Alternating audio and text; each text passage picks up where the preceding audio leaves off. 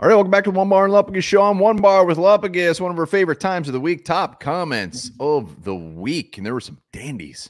There were some dandies this week. Well done, everybody who commented. We picked the 6 best ones, but there was a lot of good ones. And if you want to leave comments, subscribe to the channel, like, and obviously comment. Yeah, hit that sub button. Let's get 12K. Let's do it. Let's do it now. Comment number 1. Ben Marks, the edge rusher I wouldn't touch, is the UCLA kid, Mr. Latu.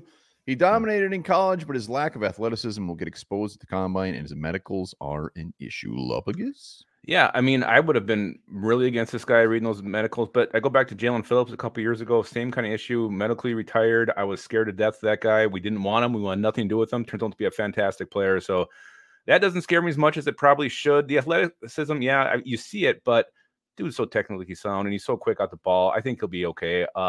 He's not my favorite, but I would definitely be fine if the Vikings took him. Yeah, I mean, I'd be more concerned with his medicals if this was just like something that happened last year or something like that, and then he got cleared. But he's been doing it for like 2 years. He's fine. I mean, I don't think there's any issues there. And then, like you said, I mean, combine, no, he's probably not going to raise many eyebrows. But I mean, he's just a technician, and he's got the he's got the instincts. That's his big thing. You read it, instincts. Try saying that 3 times in a row. And I would actually be fine. I don't think he'll be the pick at 11, but if he was, I wouldn't even be that upset. I'd be fine with it. I think he's going to have a very productive and long NFL career. I'm a Jared Verse guy. I'm a Dallas Turner guy. But Latu, I could be sold on. He's 3rd. All right, next up, I think the dumbest thing this team could do is go after a high-priced running back with the current dude calling the plays. Tokyo San, 1976. What do you think with that one, Bar? What do you think? I don't know. I mean, he's right. I mean, we only ran the ball. I think it was like 24 times we averaged a game last year, which was 2 years ago. And 2 years ago it was 393 rushing attempts. Last year was 404. So pretty similar. But you got to have somebody that can run the ball. I mean, Madison, I don't think it mattered how many times we gave it to him. It just didn't really go in here. Ty Chandler showed a little bit, but even if we're not going to run the ball a ton, we got to upgrade it. Have to. I agree with Tokyo San. I just think with way KLC calls plays, no back can get in a groove, can get in a rhythm, can just start feeling it because he just doesn't get enough touches. So, yeah, but I still think that you said bringing somebody, not maybe top tier, not like a Barkley, but maybe someone in the middle, like a Devin Singletary, something like that. Devin Singletary. Well, you know what? The good backs don't need the 10 carries to get in the groove. They're in the groove. They're in the groove at any time. Maybe. All right, next one is a book that we're not going to read the whole thing. Let's see.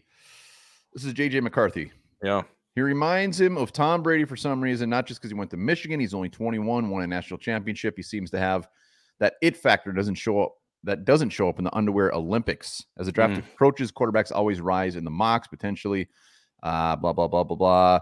So drafting JJ at 11 will be required if we want him. If it doesn't work out, then you'd still have picks in the futures to try again. Yeah, a couple good points, I think, in this one. Just a good reminder that these quarterbacks always do rise. And between now and the draft, J.J. McCarthy, who knows? Maybe he's seen as a for sure top 5 pick. I mean, quarterbacks rise every single year as we approach draft day. So that I like that he reminded that. And then the other part, what the hell was the other part? Put that comment back up. Yes, sir. Thank you. Yeah, I mean, if you want him, you're gonna have to take him at 11, and I think he's right. Like, I don't think he's gonna be there in the 2nd round. Someone's gonna come up and get this guy. So either you trade him back up in the 1st, or you take him at 11 if JJ McCarthy is your guy. Yeah, I don't think he's comparable to Tom Brady. I think they're like actually quite different. I'm a moron though. I mean, Tom Brady didn't do anything with his legs. JJ McCarthy had like 500 rushing yards this year. If Tom Brady even had 1 positive college yard rushing, I'd be shocked. And I think McCarthy's more athletic. I think he's got a little more zip on the ball. So yeah, they both went to Michigan. So maybe he was just thinking like he's a winner. I don't know. Maybe that's what it is. I don't know. Yeah, maybe. And I actually think McCarthy come combine time. I mean, I kind of think the opposite. I think he's probably gonna be like, wow, dude gets around. He's looks good. Looks good in those underpants. Yeah, he's gonna look great in those underpants. But he's right. We'll have to get him at 11. And I've seen this comment a few times. If it doesn't work out with JJ, we don't lose out on future picks.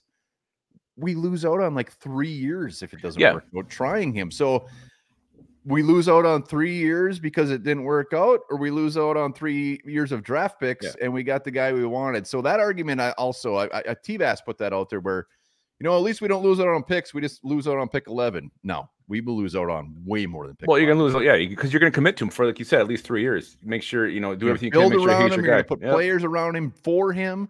And then all of a sudden it's like, oh, it's Christian Ponder. This didn't work out. Now we have to start over. Yep. Taking a quarterback in round 1, that's the pick that sets you back. Like everybody's, saying, oh, Lewis C in the 2022 draft set us back 5 years. That's a safety. You don't build around a safety. You build around a quarterback, and those are the kind of picks. So, yeah, you're right. We didn't have a chance to build around Lewis C. He never saw the field. Well, I know, but you don't build around a safety. You build around a quarterback. No, I totally get your point. Joey Hawking, we suck bad enough to get the 11th pick. Grab a day 1 starter and don't overthink it. Kwesi outsmarted himself in 2022. We can't afford a repeat. Yeah, I mean, I'll let you start on this one. I think I took the last one. Yeah, I mean, if we were to trade back this year, I'd want it to be like 3 or 4 spots. I mean, the 2022 draft comparison, like if we were to trade back to 30 or something like that, then Kwesi should probably be fired that day. So if we trade back, it better be just a couple picks. So you can't compare the two. I'm fine trading back depending on who's still on the board, as long as it's like with Seattle or the Saints and we still get a stud, a day 1 starter, which we would get. Yeah, basically he's just saying, quality over quantity here. So, I mean, I look at Jared Verse being there at 11. Do you trade, risk losing him, trade back a couple spots? I don't know. I like the fact that he's thinking that. And also there's the Kwesi trust issues here. I mean, those are coming up again. A lot of viewers, a lot of fans of ours don't trust Kwesi, and I get it. It makes sense, especially in a trade down scenario where he kind of blew it the first time he did it. So I understand where he's coming from here. Oh yeah, no, I like his train of thought. Like, just get the best player available. Move on. Move on. KFT. He was one of the most productive backup quarterbacks during the preseason that I've seen in 50 years of watching the Vikings. It must have been that he was not going through progressions, because what I saw on the field was a productive quarterback. And this was on Mr. Kyle Sloter's interview, which everybody loved. So Thank you. Yeah, he was fantastic. What an interview. Good job to us. Good job to you for scheduling him. Well done. Kudos to us. Good job, Kyle. I don't know why. I mean, we knew why. He told us the story. Like, he fell out of favor with Mike Zimmer because he was asked. He said, and he didn't really blame Zimmer. He just said, every day in practice he's getting questioned. When's Sloter going to work with the 2? Is when Sloter going to do this? When Sloter going to do that? Finally, Zimmer snapped, and then he responded, and things just went down there south from there. So I think that's kind of the straw that broke the camel's back when it comes to Sloter and the Vikings. But you're right. I mean, he's right. The commentator's right. I mean, the dude showed up in the preseason and game time. He was a gamer. Yeah, and he said it. He said Zimmer didn't like young quarterbacks. I think Teddy was the exception. I mean, but he drafted him.